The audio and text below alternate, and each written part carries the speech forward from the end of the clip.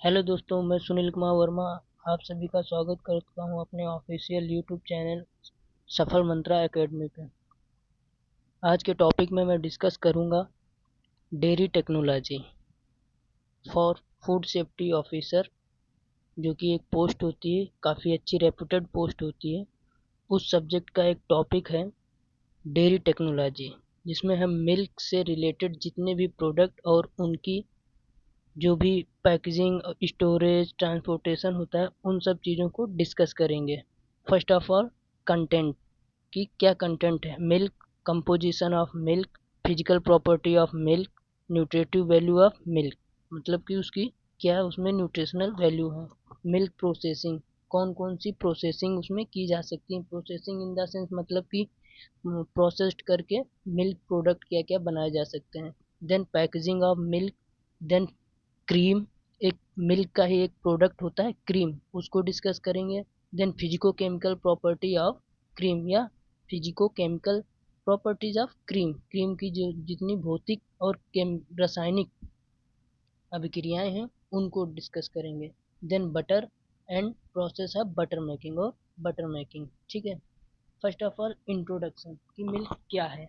Milk is the food which exclusive sustain us during the first few month of life, मतलब कि life के जो कुछ महीने होते हैं न्यू बॉर्न बेबी को, वो हम दूध या मिल्क के सहारे ही रखते हैं। उसको हम फूड नहीं दे सकते हैं, मतलब कोई भी फूड प्रोडक्ट्स तो हम खिला नहीं सकते हैं उसको, हम सिर्फ और सिर्फ क्या दूध ही पिला सकते हैं। ठीक। देन रॉ मिल्क, अब जो मिल्क होता है उसमें कौन कौन सी चीज़ें होती हैं। ठीक, तो क्या है द रॉ मिल्क।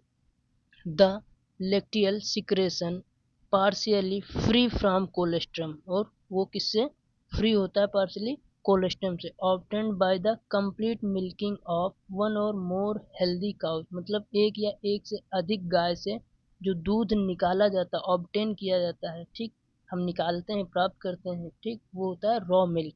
ठीक। देन नेक्स्ट है the term milk is also used for white colour. ठीक, और मिल्क का हम यूज किस में करते हैं, वाइट कलर में, सफ़ेद रंग में। नॉन एनिमल बिवरेजेस, ठीक, resembling milk in colour and texture such as soya milk, rice milk, almond milk and coconut milk. ठीक है। जितने भी ये जैसे राइस मिल्क हो गया, आलमंड मिल्क हो गया और कोकोनट मिल्क हो गया, सोया मिल्क हो गया, मतलब ये क्या है, वीगन, वीगन मिल्क है। ठीक है। ये वेजिटेबल्स से या उनके फूड ग्रेन से प्राप्त किए जाते हैं। Then composition of milk, milk के क्या क्या कंपोजिशन है, मतलब दूध में क्या क्या होता है। जो वाटर वाटर कंटेंट होता है वो मिल्क का कितना होता है, 87 to 88%। ठीक, मतलब कि 87 से 88% दूध में सिर्फ और सिर्फ पानी होता है। देन कार्बोहाइड्रेट कितना होता है, अप्रॉक्स 5%। और मेनली ये किससे, लेक्टोज एक शुगर होता है जिसको lactic acid by bacterial fermentation, और उसमें किण्वन होता है किसका, किसके द्वारा, लैक्टोज का, लैक्टिक एसिड के द्वारा। ठीक। उसके बाद में in heated milk produce in condensed milk there is also lactulose which is a little sweetener, और जो ये लेक्टोलोज होता है वो शुगर की तरीके एक्ट करता है और हल्का मीठा होता है। कंडेंस मिल्क मतलब सेमी सॉलिड मिल्क, मतलब कि ज़्यादा ना तो ठोस होता है और ना ही ज़्यादा एकदम लिक्विड होता है, एकदम बीच का होता है, उसे बोलते हैं सेमी सॉलिड या कंडेंस्ड मिल्क। देन फैट, अब फैट मिल्क में कितना होता है, 3 to 4% in whole milk, contents fat soluble vitamin, pigment, carotene and xanthophylls, और उसमें जो ये विटामिन सॉल्युबल जो होते हैं और पिगमेंट, कैरोटीन, जिससे उसका दूध का रंग येलो होता है। Xanthophyll contains cholesterol and phospholipid but is primarily 95%। ठीक है, कितना होता है, 95% क्या होता है, cholesterol and phospholipid. The fat is occur in the form of droplets और ग्लोबुल्स, जो मिल्क में फैट होती है वो किस फॉर्म में होती है, वो या तो टुकड़ों के फॉर्म में होती है या छोटे छोटे उसके कण होते हैं। ठीक, उनको हम बोलते हैं ड्रॉपलेट या ग्लोब्यूल्स। ठीक है। surrounded by a membrane and emulsified in the milk. ठीक, milk is an water oil and water emulsion. जो फैट होती है वो कैसी होती है? Oil in water emulsion, which is not naturally physically stable. That is where creaming occur. It is left to stand. मतलब कि जब हम फैट किस तरीके से निकालते हैं, वो एक तो क्रीम के फॉर्म में होता है, ठीक, उसको हम क्रीम के फॉर्म में निकालते हैं. Then protein. अब मिल्क में प्रोटीन कितना होता है भैया? तो हम बताएंगे कि मिल्क में प्रोटीन कितना होता है. कितना होता है? 3 to 4% जो मिल्क में प्रोटीन होता है. ठीक, उसके बाद में किस फॉर्म में प्रोटीन होता है? जो कि केसीन फॉर्म में. अब केसीन प्रोटीन कितने परसेंट होती है मिल्क में? तो 80% होती है भैया. ठीक है, कितनी होती है? 80% होती है.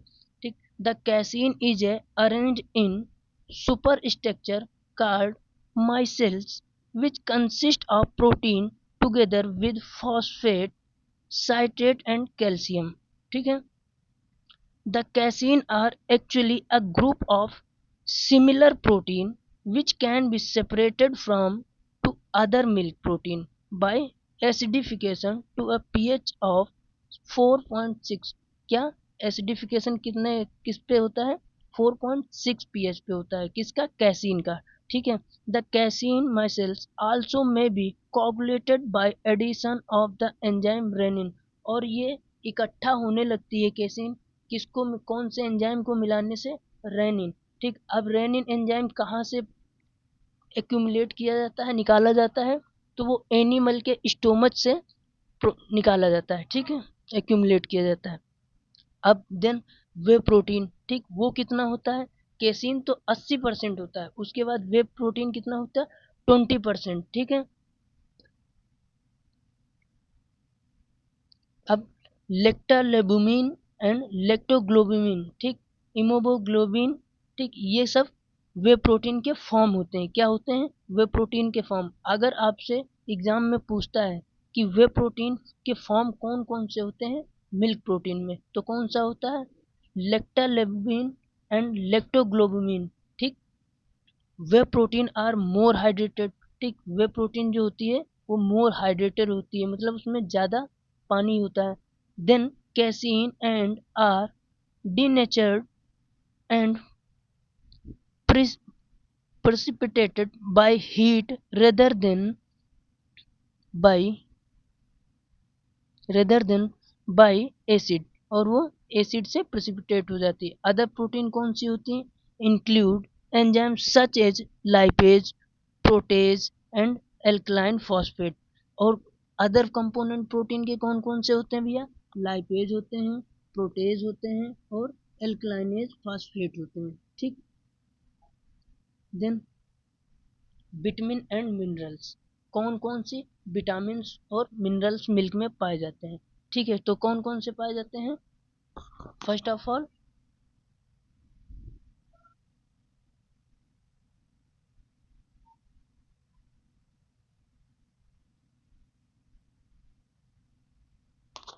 अब विटामिन एंड मिनरल्स, कौन कौन से विटामिन होते हैं? Vitamin A, vitamin B6, B12, C, D, K, E, thiamine, niacin, biotin and riboflavin and folates and pantothenic acid. ठीक है, अब vitamin A is naturally in the fat component of whole milk. और जो vitamin A होती है वो fat component में पूरे दूध में होती है. ठीक, पूरे मिल्क में. And more may be added prior to sale. ठीक, whole milk is generally 98% fortified with vitamin D. ठीक, विटामिन डी में जो मिल्क में जो विटामिन डी होती है, ठीक, वो 98% फोर्टिफाइड मतलब कि अलग से ऐड की जाती है. ठीक, because it is naturally present only in small amount. और जो नेचुरली प्रेजेंट होती है, जो पहले से जो नॉर्मल मिल्क में बहुत ही कम क्वांटिटी में विटामिन डी पाई जाती है. ठीक, low fat and non fat milk are fortified with both of these fat soluble vitamin. ठीक, जो कि लो फैट हो या नॉन फैट मिल्क हो, ठीक, आर फोर्टिफाइड, दोनों ही कैसे हैं, फोर्टिफाइड मिल्क हैं, ठीक, दीज और दोनों ही मिल्क फैट में सॉल्युबल हैं, ठीक। देन मिनरल, अब कौन कौन से मिनरल्स हैं, तत्व हैं जो दूध में पाए जाते हैं, ठीक, नोट करना इनको, कौन से हैं, एक तो कैल्शियम एंड फास्फोरस, कितना होता है, अप्रोक्स 1% ऑफ मिल्क, मिल्क का, दूध का 1%, ठीक। Calcium is present as calcium caseinate, और कैल्शियम जो प्रेजेंट होता है किस फॉर्म में होता है, कैल्शियम कैसिनेट फॉर्म में होता है, calcium phosphate and calcium citrate form में होता है। कैल्शियम किस फॉर्म में दूध में प्रेजेंट होता है, कैल्शियम कैसिनेट फॉर्म में, कैल्शियम फॉस्फेट फॉर्म में एंड कैल्शियम साइट्रेट फॉर्म में, ठीक। Other mineral present are chloride, manganese, potassium, sodium and sulphur, और अन्य कौन कौन से मिनरल्स हैं जो कि दूध में पाए जाते हैं, ठीक, वो कौन कौन से हैं, एक तो हमारा क्लोराइड है, ठीक है, दूसरा मैग्नीशियम है, तीसरा पोटेशियम है, चौथा कौन सा है, सोडियम है एंड फिफ्थ सल्फर, ठीक। अब कौन सी इसमें विटामिन और कौन सा मिनरल दूध में नहीं पाया जाता है, ठीक, ये पॉइंट नोट कर लेना, मेरे पास लिखने की अभी कोई सिस्टम नहीं बन पा रहा है, इस वजह से मैं आपको ऐसे ही नोट करा रहा हूँ, आप लोग ऐसे ही नोट करिएगा, ठीक है। तो कौन से मिल्क में जो मिनरल होते हैं वो प्रेजेंट नहीं होते हैं, वो कौन सा होता है भैया, हमारा आयरन होता है, ठीक, Fe, जो कि दूध में नहीं पाया जाता है। उसके बाद में एक विटामिन होती है जो विटामिन सी मिल्क में नहीं पाई जाती है, मतलब पाई जाती है in the sense negligible quantity में होती है, बहुत ही कम मात्रा में पाई जाती है, ठीक है, ना के बराबर ही समझ लो पाई जाती है। Then flavour of milk, milk के फ्लेवर, ठीक, the flavour of milk is mild slightly sweet, जो फ्लेवर्ड मिल्क होते हैं वो हल्के से मीठे होते हैं, ठीक। The characteristic mouthfeel is due to the presence of emulsified fat, colloidal and dispersed protein, the carbohydrate, lactose and milk salt, और उनमें क्या होता है कि जो फैट वगैरह पाई जाती है वो इमल्सिफाइड फॉर्म में पाई जाती है, प्रोटीन जो होता है वो पूरी मिक्स होती है अच्छे तरीके से, ठीक। और कार्बोहाइड्रेट तो आपको पता ही है कि मिल्क में किस फॉर्म में होता है, लैक्टोज फॉर्म में, ठीक। उसके बाद fresh milk contain acetone, acetaldehyde, methyl ketones and SFA the provide aroma, और दूध में जो एक अच्छी सी महक आती है, ठीक, जो उसमें खुशबू आती है दूध में, तो वो किससे आती है, एसीटोन से आती है, एसिटल्डिहाइड से आती है, मिथाइल कीटोन से आती है एंड एसएफए, ठीक। फ्लेवर ट्रीटमेंट, अब फ्लेवर जो ट्रीटमेंट उसका हम फ्लेवर मतलब कैसे इंक्रीज कर सकते हैं, या उसका जो मिल्क का फ्लेवर है, जो उसका फ्लेवर मतलब जो टेस्ट है उसको हम कैसे चेंज कर सकते हैं, या उसमें कुछ और फ्लेवर किस तरीके से ऐड कर सकते हैं, to standardise the odour and flavour, मतलब टेस्ट और फ्लेवर उसकी जो स्मेल हो, अरोमा, ठीक। टाइपली फॉलोज पास्चुराइजेशन, किससे, पास्चुराइजेशन से। In this treatment process milk is instantly heated to 195 Fahrenheit पे, ठीक, और कितने 91 डिग्री सेल्सियस पे, with live steam injected directly into the product, और जो हम उसमें फ्लेवर ऐड करना चाहते हैं वो डायरेक्टली हम ऐड कर देते हैं, ठीक, इंजेक्ट कर देते हैं, and subsequently subject to a vacuum that removes volatile of flavours, ठीक, and evaporate excess water produced from the steam, और जो एक्स्ट्रा उसमें वाटर होता है वो इवोपोरेट हो जाता है, मतलब वाष्प बन के, भाप बन के उड़ जाता है, निकल जाता है, ठीक है। लेस डिजायरेबल बर्नी और रेंसाइड फ्लेवर और other off flavours may be due to the following, ठीक, कैसे किस किस तरीके से उसमें जैसे कुछ अजीब जलने जैसी या रेंसिडिटी, थोड़ा खट्टापन या ऑफ फ्लेवर आने लगता है, वो किस तरीके से आता है, ठीक। Slightly cooked flavour from excessive preservation temperature, ठीक, और जो मतलब जब हम स्लाइटली कुक करते हैं, धीरे धीरे उसको पकाते हैं, तो उसमें फ्लेवर क्या होता है, हल्का हल्का अच्छा सा मतलब खुशबू सी आने लगती है, ठीक। और एक्सेसिव पास्चुराइजेशन टेम्परेचर, मतलब कि टेम्परेचर जब पास्चुराइजेशन का, नॉर्मल पास्चुराइजेशन का होता है, वो थोड़ा सा बढ़ जाता है, थोड़ा थोड़ा बढ़ जाता है, उससे क्या होता है, थोड़ा बर्नी सा जलने जैसी स्मेल आने लगती है। ठीक, animal feed including raw weed and other weeds और wild onion from the field. और किससे होता है, जब हम अपने एनिमल को कोई ऐसे वीड्स या ऐसी फीडिंग करवा देते हैं, ऐसा चारा खिला देते हैं जैसे कि वाइल्ड ओनियन हो, ठीक है, इन सब की वजह से भी दूध का क्या होता है, फ्लेवर चेंज हो जाता है। ठीक, then contamination of milk and milk product. ठीक है, उसमें किस तरीके का कंटामिनेशन हो सकता है, मतलब कि वो बैक्टीरियल हो या अदर तरीके का, ठीक है, कंटामिनेशन हो तो मतलब कि किस तरीके से कंटामिनेट होके मिल्क जो होता है अपना खराब होने लगता है। ठीक, उसको किस तरीके से बचाएंगे और उसके क्या क्या प्रोडक्ट बनाएंगे। ठीक है, milk is style it's secretion in the udder, ठीक, but is contaminated by bacteria even before it leave the udder। मतलब जब तक मिल्क को हम स्टरलाइज, जब मिल्क स्टराइल होता है किस टाइम पे, जब हम सेक्रेशन करते हैं, अडर मतलब थनों से निकालते हैं जब दूध, उस टाइम पे। ठीक, निकलने के बाद जब हम दूध को निकाल लेते हैं उस टाइम पे बैक्टीरिया का हो सकता है कि उसमें कुछ कंटामिनेशन हो जाए। ठीक, further infection of the milk by micro organism can take place during the milking, handling, storage and other pre processing activities. और फर्दर जो इसमें इन्फेक्शन होता है बाद में, जो उसमें माइक्रो ऑर्गेनिज्म का इन्फेक्शन होता है वो किन किन समय पे होता है, या तो हम जब गाय या भैंस से दूध को निकालते हैं अडर से, ठीक है, उस टाइम पे। हैंडलिंग मतलब कि जो हम इंस्ट्रूमेंट यूज कर रहे हैं, जैसे हम जिस बाल्टी में या जिस बर्तन में निकालते हैं दूध को, ठीक, उसमें उसको अच्छे से वॉश ना किया हो, ठीक, उसमें कुछ पहले से ही माइक्रो ऑर्गेनिज्म की एक्टिविटी हो रही हो, ठीक, और हम माइक्रो ऑर्गेनिज्म क्या होता है कि हमें अपनी जो ये नॉर्मल आइज हैं इनसे हम आंखों से नहीं देख सकते हैं। ठीक, स्टोरेज, स्टोरेज अब पता चला हमने जहाँ पे स्टोर किया वहाँ पे पहले से गंदगी थी या कुछ वैसी चीज़ें थी तो उस टाइम पे। और प्री प्रोसेसिंग या कि यानी कि जब हम मिल्क के कुछ प्रोडक्ट बनाते हैं, ठीक, उस टाइम पे या तो मिल्क को हीट कर रहे होते हैं, उस टाइम पे जो कुछ कंटामिनेशन हो सकते हैं। ठीक, then few type of micro organism found in milk.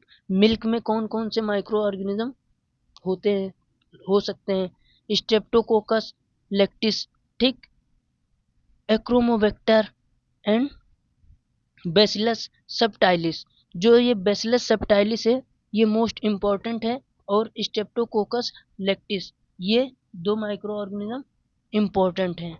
Coliform bacteria and चौथा कौन सा होता है, कोलीफॉर्म बैक्टीरिया। ठीक, अब फिजिकल प्रॉपर्टीज मिल्क की कौन कितनी और कौन कौन सी फिजिकल प्रॉपर्टीज हैं। ठीक है, एसिडिटी, एक फ्रेश मिल्क के जो पीएच होता है वो कितना होता है, मतलब कि एग्जाम में पूछ सकता है कि नॉर्मल मिल्क का पीएच कितना होता है, तो कितना होता है 6.5 टू 6.7। ठीक, हल्का एसिडिक होता है। Then viscosity depends on the amount of fat, उसकी फैट पे, and size of fat globules and extent of clustering of globules, homogenisation and ageing increase the viscosity. जो होमोजेनाइजेशन होता है वो क्या कर देता है, विस्कोसिटी को इंक्रीज कर देता है। और विस्कोसिटी डिपेंड किस किस पे होती है, एक तो फैट के अमाउंट पे कि दूध में कितनी फैट है, और फैट के साइज पे कि फैट के जो टुकड़े थे उसके क्या साइज थे। ठीक, और ये एक्सटेंड कैसे होती है, जब क्लस्टर्स मतलब गुच्छे बन जाते हैं, ज़्यादा अमाउंट में फैट एक साथ एक्यूमुलेट हो जाती है, और या तो होमोजेनाइजेशन और एजिंग पे, ठीक है, इंक्रीज हो जाती है क्या, विस्कोसिटी। देन फ्रीजिंग पॉइंट, अब मिल्क को हम कितने पे फ्रीज कर सकते हैं, तो कितने पे, -0.55 degree Celsius, addition of 1% of water to milk, ठीक, बाई -0.0055 डिग्री सेल्सियस।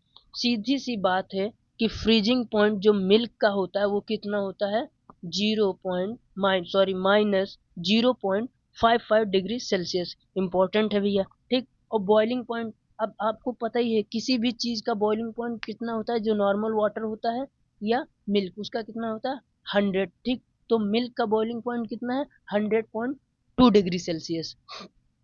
ठीक, देन न्यूट्रेटिव वैल्यू, कौन कौन सी न्यूट्रिटिव वैल्यू होती है मिल्क में, ठीक। गुड क्वालिटी प्रोटीन, अच्छी मात्रा में क्या होता है, प्रोटीन होता है, ठीक। Then easily digestible fat containing 2.1% linoleic acid, कितना इसमें लिनोलिक एसिड जो होता है वो कितना होता है, 2.1%, और ये इजिली डाइजेस्टेबल है एक ह्यूमन के लिए, ठीक है। 0.5% लिनोलिक एसिड एंड 0.14% एराचिडोनिक एसिड, ठीक। क्या है, एराचिडोनिक acid, only substance that contain lactose which is essential for, ठीक। लैक्टोज क्या होता है, एसेंशियल होता है, मतलब जरूरी होता है, सिंथेसिस ऑफ माइसिलिन सीड, ठीक।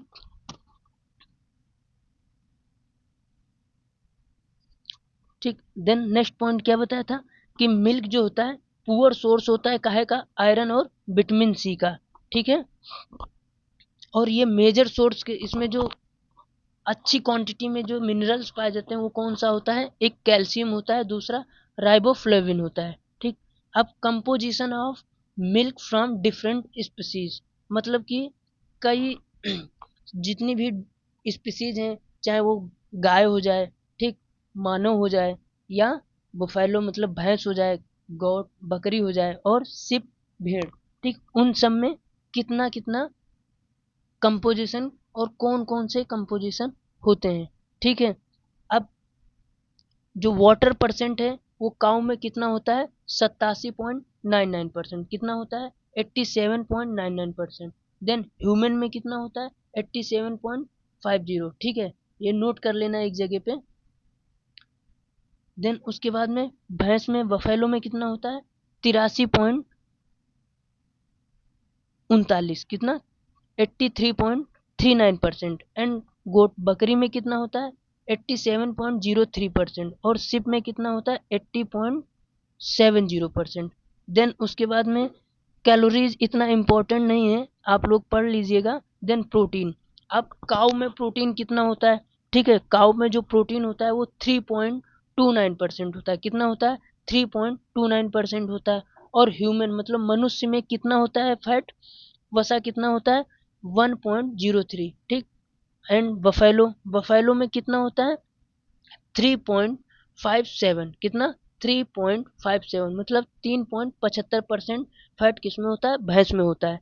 देन बकरी में कितना होता है, 3.56%, मतलब 3.56% फैट यानी वसा बकरी में होती है। देन हाईएस्ट जो फैट कंटेंट होता है वो किस में होता है, सिप के मिल्क में, किसके मिल्क में, भेड़ के मिल्क में, वो कितना होता है, 5.98%। तो ये नोट कर लेना कि highest fat content in the milk which species, कौन सी स्पीसीज में या किस किस जानवर के मिल्क में या दूध में सबसे ज्यादा मात्रा में वसा पाई जाती है, फैट पाई जाती है, तो कौन है, भेड़, कितनी है भेड़ में, 5.98, ठीक है। देन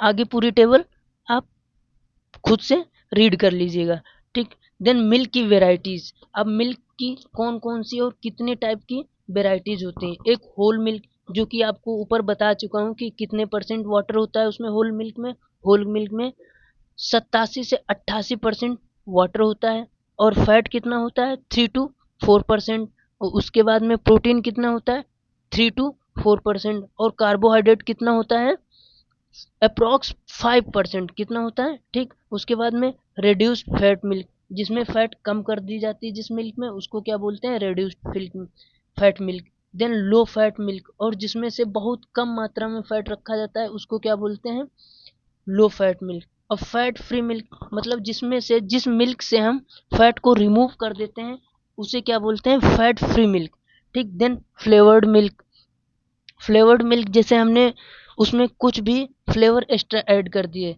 या तो जैसे हम आलमंड मिल्क पे पीते हैं, ठीक है, जो मार्केट में आता है आलमंड फ्लेवर्ड मिल्क, ठीक, या कैश्यू का काजू वाला मिल्क जो आता है, ठीक, बादाम शेक मिल्क जो होता है वो, और काजू शेक मिल्क, ठीक, वो सब होते हैं flavoured milk. Then cultured butter milk, and evaporated milk, ठीक, evaporated fat free milk. Evaporated मतलब उसमें से वाटर कंटेंट को इवापोरेट कर दिया गया है, निकाल दिया गया है, और पाउडर को ड्राई फॉर्म या कंडेंस फॉर्म में रखा गया है, वो क्या होता है, इवोपोरेट मिल्क। अब इवोपोरेटेड फैट फ्री मिल्क मतलब कि जब हम इवोपोरेट कर रहे थे उस टाइम पे जो उसमें क्रीम या बटर ऊपर आई, उस टाइम पे क्या हुआ, उस बटर क्रीम को हमने रिमूव कर दिया, निकाल दिया, तो वो क्या हुआ, उसके बाद में उस मिल्क को हमने ड्राई कर लिया या उसको हमने कंडेंस में कन्वर्ट कर लिया, उस मिल्क को बोलते हैं फैट फ्री मिल्क, ठीक है। स्वीट एंड कंडेंस मिल्क, जो कि स्वीटेंड मतलब कि उसमें हम कुछ मिठास को अलग से ऐड कर देते हैं और सेमी सॉलिड फॉर्म में उसको रखते हैं, उसको बोलते हैं sweetened condensed milk. Then acidophilus milk, ठीक, लैक्टोज रिड्यूस और लैक्टोज फ्री मिल्क। अब लैक्टोज, जैसे कुछ लोगों को लैक्टोज से एलर्जी होती है, लैक्टोज जो शुगर होती है उससे एलर्जी होती है, तो क्या उनके लिए कौन सा मिल्क आता है, लैक्टोज रिड्यूस या लैक्टोज फ्री मिल्क, ठीक। लो सोडियम मिल्क, अब जिस मिल्क में सोडियम मिनरल्स की क्वांटिटी को हम कम कर देते हैं उस मिल्क को क्या बोलते हैं भैया, लो सोडियम मिल्क, ठीक। उसके बाद में whole dry milk, low fat milk और फैट फ्री ड्राई मिल्क, ठीक है। अब आते हैं भैया हम फ्रेश मिल्क प्रोडक्ट पे, ठीक है।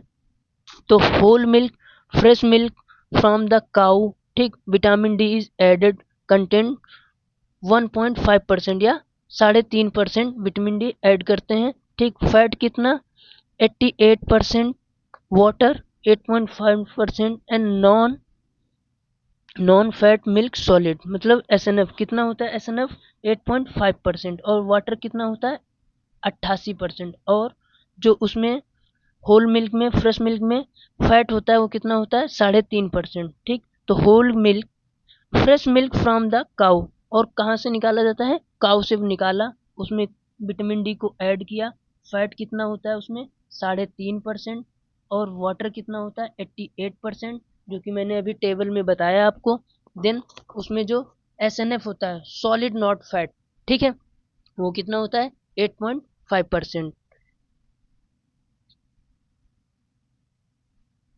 अब स्किम और नॉन फैट मिल्क, जो स्किम मिल्क होता है, ठीक है, तो स्किम मिल्क में क्या होता है, हैज मोस्ट और ऑल फैट रिमूव, जो सारी फैट होती है दूध से वो ऑलमोस्ट निकाल देते हैं, और उसमें एटलीस्ट लेस देन कितनी फैट बचती है, 0.5%। अब जैसे आपके एग्जाम में पूछ दे कि स्किम मिल्क में फैट परसेंट कितना होता है, तो कितना होता है 0.5%। Low fat milk has a fat content between 0.5 to 2%। अब जो लो फैट मिल्क होता है उसमें फैट परसेंटेज कितना होता है 0.5 से 2%, कितना होता है 0.5 से 2%।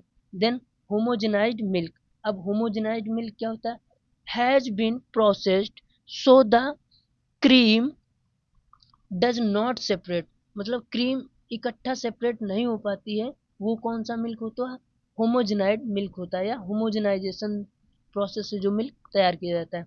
This is done by forcing milk through tiny holes and break up the fat particles, और फैट पार्टिकल्स को छोटे छोटे टुकड़ों में तोड़ के मिक्स कर देता है। Nearly all milk on the market is homogenised, और जितने भी मार्केट में दूध पीते हैं आते हैं, सॉरी, चाहे वो अमूल का हो या नमस्ते इंडिया है, और कोई भी ब्रांड का मिल्क हो, वो कौन से होते हैं, पास्चुराइज्ड होमोजेनाइड मिल्क होते हैं। कैसे होते हैं, पास्चुराइज्ड होमोजेनाइड मिल्क होते हैं। देन मिल्क प्रोसेसिंग, ठीक, अब मिल्क की प्रोसेसिंग कौन कौन सी, क्लेरिफिकेशन, ठीक, then homogenisation, pasteurisation, fortification, bleaching and dehydration, ठीक। अब क्लेरिफिकेशन में क्या होता है कि हम जो स्मॉल पार्टिकल्स होते हैं, ठीक है, उनको हम रिमूव कर देते हैं, ठीक। होमोजेनाइजेशन क्या होता है कि हम प्रिवेंट करते हैं फैट को सेपरेट होने से। पास्चुराइजेशन, उसमें जितने भी माइक्रो ऑर्गेनिजम्स की एक्टिविटी होती है उनको हम किल कर देते हैं। फोर्टिफिकेशन, जैसे कि हम मिल्क में विटामिन डी को ऐड कर रहे हैं तो वो क्या हो गया, फोर्टिफिकेशन हो गया, ठीक। अब देन क्लेरिफिकेशन एंड क्लियरिंग, ठीक। अब क्लेरिफिकेशन क्या है, removal of all small particles, जितने उसमें छोटे छोटे टुकड़े किसी भी चीज़ के हो सकते हैं वो, अब चाहे वो हम दूध निकालने के टाइम पे उसमें कुछ गिर गए हों, या मान लो जिस पशु से हम मिल्क को निकाल रहे थे उसके हो सकता है हेयर्स गिर गिर गए हों एक आधे, ठीक। और कुछ जैसे जो हम जानवर को चारा देते हैं, ठीक, फीड देते हैं, हो सकता है उसके पार्टिकल एक आध गिर गए हों, उनको रिमूव करते हैं, ठीक है। देन बैक्ट्रोफ्यूगेशन, अब क्या होता है bactofugation, centrifugal separation of micro organism from milk. Bactofugation क्या होता है, सेंट्रीफ्यूगल के द्वारा हम जितने भी उसमें माइक्रो ऑर्गेनिजम्स होते हैं या सूक्ष्म जीव होते हैं उनको क्या करते हैं, सेपरेट कर लेते हैं, एक जगह पे इकट्ठा कर लेते हैं और निकाल देते हैं, तो ठीक। Bacteria and particularly spores have higher density than milk, जो बैक्टीरिया के स्पोर होते हैं वो मिल्क की डेंसिटी से ज़्यादा होते हैं, ठीक, या बड़े साइज के होते हैं, ठीक। Two stage centrifugation can reduce spores load up to 90%। अगर हम इसी प्रोसेस को 2 बार सेंट्रीफ्यूगेशन के थ्रू करते हैं तो कितना, मोर देन 99% माइक्रोबियल जो स्पोर्स होते हैं उनको रिड्यूस कर देता है, ठीक। अब ऑप्टिमम टेम्परेचर फॉर क्लेरिफिकेशन, ठीक, जो क्लेरिफिकेशन का टेम्परेचर है, ऑप्टिमम टेम्परेचर है, औसतन टेम्परेचर जिसे बोलते हैं, वो कितना होता है 55 से 60 डिग्री सेल्सियस, ठीक।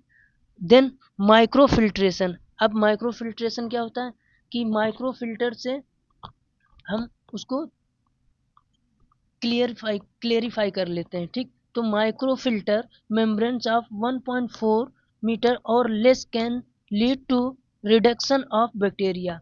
बहुत ही छोटे छोटे जो बैक्टीरिया होते हैं उनको हम इसके इस प्रोसेस से रिमूव कर देते हैं। And spores up to 99.5 to 99.99% remove हो जाते हैं, किससे, माइक्रोफिल्ट्रेशन से। अगर पूछ देता है कि माइक्रोफिल्ट्रेशन से कितने परसेंट बैक्टीरिया को हम रिमूव कर सकते हैं, सॉरी बैक्टीरियल स्पोर्स को रिमूव कर सकते हैं, तो वो कितना 99.5 टू 99.99%, ठीक है। देन होमोजिनाइजेशन, ठीक। अब होमोजिनाइजेशन क्या है, टू प्रिवेंट क्रीमिंग, ठीक, जो क्रीम होती है मिल्क पे आने लगती है उसको प्रिवेंट करता है, और the rising of the fat to the top of the container of milk, और टॉप पे जो मिल्क इकट्ठा हो जाए, ठीक। The process of homogenisation permanently emulsifies the fine fat globules by a method that pump milk under high pressure, ठीक, कितना high pressure 2000 to 2500 psi, ठीक, through small mesh orifices of a homogeniser. Homogeniser एक क्या equipment है जिससे हम homogenization की process को कंप्लीट करते हैं। Homogenisation mechanically increase the number and reduce the size of the fat globules. तो होमोजेनाइजेशन से क्या होता है कि जो फैट के ग्लोब्यूल्स होते हैं, ठीक, उनके साइज, ठीक, और उनके नंबर को तो इंक्रीज करता है, एंड जो साइज होता है उसके फैट के उनको छोटा कर देता है, ठीक। The size is reduce to 1/10 of their original size, और जो मिल्क में फैट के ओरिजिनल साइज फैट के होते हैं उनका 1/10वां भाग कर देता है, ठीक। Resulting in the milk that contains more uniform composition with removed body and texture, a whiter appearance, richer flavour और मोर डाइजेस्टेबल कर्ड, ठीक है। उसके रिजल्ट क्या होते हैं कि यूनिफॉर्म कंपोजिशन, मतलब अच्छे से उसमें जितने भी न्यूट्रिएंट्स हों मिनरल्स हों वो अच्छे से मिक्स हो जाते हैं, उसका टेक्सचर अच्छा, मतलब जो उसकी मिल्क कर्ड की वो होती है वो टेक्सचर वो अच्छा हो जाता है, और दही का अच्छा वाइटिश एकदम सफ़ेद कलर आता है निकल के, ठीक है। उसके बाद में क्या, पास्चुराइजेशन। अब पास्चुराइजेशन क्या है, pasteurisation is a relatively mild heat treatment sufficient to destroy disease causing micro organism. क्या होता है इसमें, जितने भी डिजीज कॉजिंग माइक्रो ऑर्गेनिजम्स होते हैं उनको हम हीट के थ्रू रिमूव कर देते हैं या इनएक्टिव कर देते हैं, मार देते हैं, ठीक। और उससे क्या होता है कि दूध की जो होती है सेल्फ लाइफ भैया वो बढ़ जाती है, ठीक। नेक्स्ट पॉइंट क्या है, it should be followed by immediate cooling. और ऐसा नहीं कि हमने पास्चुराइज उसको एक टेम्परेचर पे गर्म किया और ऐसे ही छोड़ दिया। तो हम क्या करते हैं, उसको एक टेम्परेचर तक गर्म करते हैं, देन उसके बाद में तुरंत ही हम उसे कूल कर देते हैं, ठंडा कर देते हैं। ठीक, cooling of product to the temperature sufficiently low to check the growth of microorganisms which are resistant to temperature used। ठीक, अब ये प्रोसेस है। ठीक, देख लो कि कैसी प्रोसेस है। पहले हम मिल्क को हीट करेंगे, देन उसके बाद में कूल करेंगे, ठीक, ठंडा कर देंगे। अब डिफरेंट पास्चुराइजेशन मेथड है। कौन सा है, पहला method low temperature long time, जिसको हम एल टी बोलते हैं। अब 65 degree Celsius for 30 minutes, called the holding और बैच मेथड। ठीक, देन सेकेंड नंबर क्या है, हाई टेम्परेचर और शॉर्ट टाइम। अब इसमें क्या है कि हीट करते हैं कितने, 72 degree Celsius for 15 seconds is applied followed by rapid cooling to below 10 degree Celsius, और 10 डिग्री सेल्सियस पे तुरंत ही हम उसे ठंडा कर देते हैं।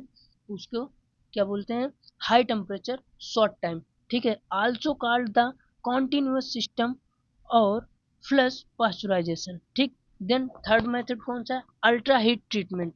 अब अल्ट्रा हीट ट्रीटमेंट में हम क्या करते हैं, 149.5 मतलब समथिंग 150 के आसपास हम टेम्परेचर रखते हैं, और कितने सेकंड्स के लिए, कितने सेकंड्स के लिए, 1 सेकंड के लिए, जो कि अपने इंडिया में अभी नहीं किया जाता है। ठीक है, अब उसके बाद में एल्कलाइन फॉस्फेट टेस्ट क्या होता है। ठीक, अब enzyme alkaline phosphatase present in raw milk, ठीक, serve as a built in indicator to gauge the adequacy of pasteurisation. ठीक, ये पास्चुराइजेशन की एडिक्वेसी को मेजर करता है। Inadequate pasteurization of raw milk reveals the presence of a high alkaline phosphate activity। ठीक, it is so sensitive that it gives positive in presence of